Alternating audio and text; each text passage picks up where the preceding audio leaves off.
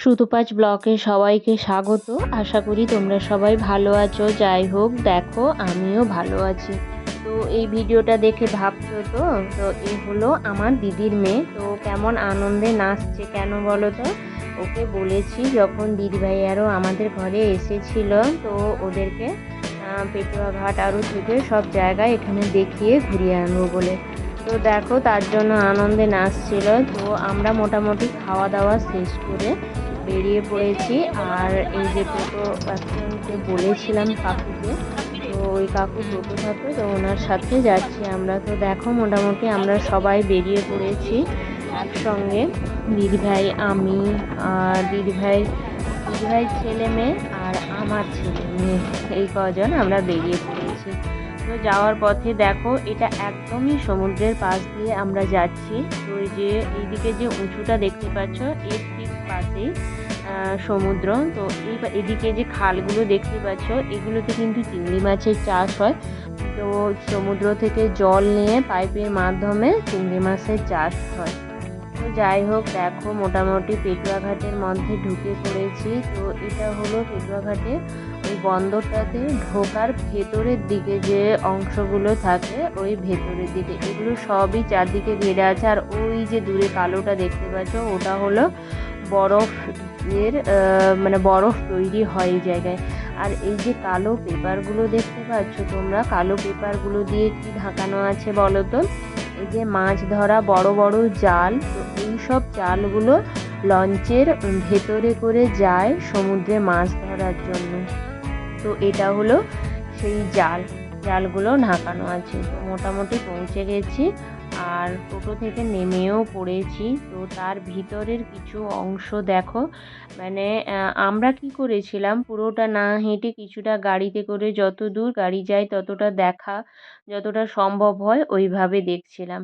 আর এইখানে দেখো গেলে এই যে ভাঙা মানে লঞ্চের কাজ হচ্ছে, পুরনো যে লঞ্চগুলো সারানো হচ্ছে ওইগুলো এইখানে সারানো হচ্ছে। তো আমরা যেরকম বাসের নাম থাকে যেমন না, তো লঞ্চেরও কিন্তু নাম আছে সেরকম দেখছিলাম, মা রাজলক্ষ্মী আরও অনেক কিছু নাম ছিল। তো এই লঞ্চে দেখতে পাচ্ছিলাম।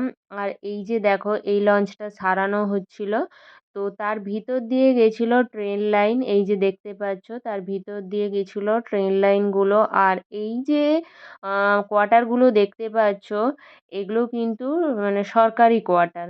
তো যাই হোক মোটামুটি যতটা গেছিলাম তারপর থেকে ফিরে আসছি, ফিরে তোমাদের এ পাশটাতে দেখাচ্ছি।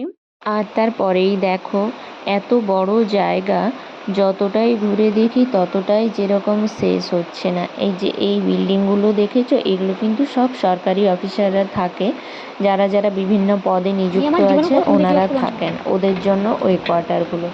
এখানে দেখো কিছু লঞ্চ এমনি দাঁড়িয়েছিল, মানে যেহেতু এখন মাছ ধরতে যায়নি, লঞ্চগুলো বেরিয়ে যায়নি, তাই কিছু লঞ্চ এখন এমনি ছিল। আর ওই যে ওইখান থেকে দেখছো এই যে এখানে জলাশয়টা দেখছো, এখান থেকে কিন্তু সেপাশে এটা খেয়া পারাপার হয়। আর আমরা দেখো দেখে দেখে এদিকটাতে আসছিলাম দেখবো বলে, দেখতেই পাচ্ছ। আর এই পুকুরটা এই যে মানে দেখতে পাচ্ছ পুকুর নয়, ঠিক দেখতেই পাচ্ছ এদিকে কিন্তু খেয়া পার হয়। খেয়া পার হয় মানে আমাদের যেটাকে লাট বলে, এইটাতে বের হয়। এই যে ভেসেল যাচ্ছে দেখতে পাচ্ছ, এ প্রান্ত থেকে সে প্রান্ত ভেসেল যাচ্ছে। আর এটা কিন্তু অনেকটাই শর্টকাট রাস্তা। তো যার জন্য যারা যারা বাইক টাইক নিয়ে যায় তারা কিন্তু এই ভেসেলে বাইক তুলে দেয় নিজেরা, এই ভেসেলে তুলে দিয়ে এই খেয়াটা পার হয়ে গিয়ে তারপরে আবার মেন রাস্তা ধরে নেয়। এখানে কিন্তু একটা এই খেয়াটা পেরোলে ঠাকুরের একটা তীর্থস্থান আছে, সেটা হলো বাবা সাহেবের কোটগোড়া।